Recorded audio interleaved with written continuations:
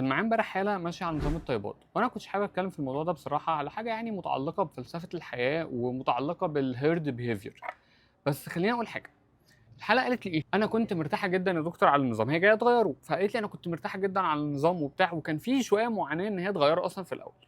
بس انا عندي مشكله ان انا زدت 12 كيلو، وهي عندها تكيس على الموبايل، فدكتوره النساء قالت لها ده مش احسن حاجه ان انت تمشي عليها، لان مستوى السكر بتاعك عمال بيعلى، وده لسه مبوظ لنا برده الهرمونات، ودي حاجه مش هنعرف نشتغل عليها والموضوع مش هيتحسن. قالت لي طبعا ايه، بس انا يا دكتور والله العظيم انا ارتحت جدا، حسيت ان انا خفيفه جدا، ما كنتش بعرف انام من الارتجاع ومن المشاكل بتاعتي بتاعت القولون، خايف ارجع اكل تاني فالموضوع ده ايه يرجع لي تاني.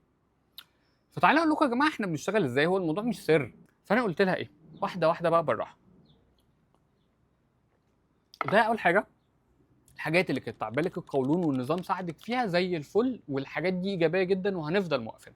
افضلي موقفه الدقيق الابيض والبقوليات واللبن عشان حساسيه اللاكتوز، والخضار الورقي ادام ان هو بيتعبك، والصيام اللي انت بقيتي بتعمليه من النظام اصلا ده هيليك، هيقلل المشاكل بتاعه الجهاز الهضمي وهيحسن الامساك، وهو اصلا كويس جدا لحساسيه الانسولين. ولكن السكر اللي انت كنت بتاخديه بكميه عاليه وكذا مره في اليوم ده اصلا تريجر للادكتيف بيهيفير بتاعك، يعني بيقعد يغذي السلوك الادماني بتاعك القديم اللي هو كان مبني على السكر اللي جاب لك مقاومه انسولين فتكيس على الموبايل، فده لازم يتمنع، هنوقف. وكمان صحيح كانت قالت لي ايه، ان انا مجهودي في الجيم ضعيف جدا وده اللي ما اتحسنش، فقلت لها احنا لازم نزود البروتين. ولما نزود البروتين احنا بنعمل حاجه كده في الحاجات دي بالذات اسمها بي اف اف، بروتين فاتس فايبرز، ان محتاجين بروتين ومحتاجين فاتس ومحتاجين فايبرز، والثلاثه بيخلوا مستويات السكر بتاعها والانسولين بتاعها ما يعلاش قوي، فتبدا تتحسن حساسيه الخلايا لاستقبال الانسولين بتاعها. وان مثلا البيض فيه كولين، والكولين ده مهم جدا اصلا في تكوين البيبي وفي الحمل، وده البيض ده من اسهل المصادر، ولو انت بتحبيه وخدتيه كل يوم كمان في الفطار هيفرق لنا جدا جدا ان هو يقلل الجوع بتاعك والكريفنج بتاعك، وهناخد منه بروتين كمان حلو للعضلات بتاعتك، فده مش سر.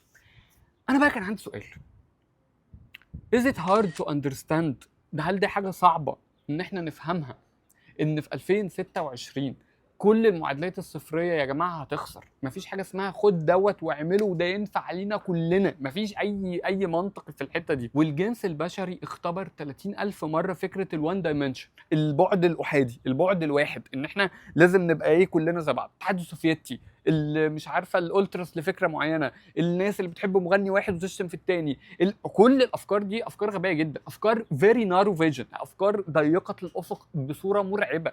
هل دي محتاجين نناقشها ان هي خسرانه؟ هي خسرت 30,000 مره على مدار التاريخ الانساني، وهتخسر 30,000 واحد. والله العظيم ما بهاجم شخص ولا نظام، انا بهاجم الفكره ان هل ده حاجه ممكن كلنا نعملها، كلنا بكافه اصلا احنا بنتعامل مع الجسم البشري ده، انا في حالات بتبقى معايا النهارده انا ببقى شايف حاجه معينه ليهم مفيده وهم جسمهم بيرياكت عليها بصوره تانية، بعد شهر بلاقي نفسي ان انا كنت غلطان في حاجات عادي ومحتاج اعدلها، او حتى والله العظيم ما كنتش غلطان، هو جسمها بعد فتره ايه. في كام حد دلوقتي بيشوفني ما كانش عنده حساسيه فراوله وبقى عنده حساسيه فراوله، ما كانش عنده حساسيه لبن وبقى عنده حساسيه لبن، ما كانش عنده حساسيه من المكسرات والشوكولاته وبقى عنده حساسيه من الشوكولاته والمكسرات.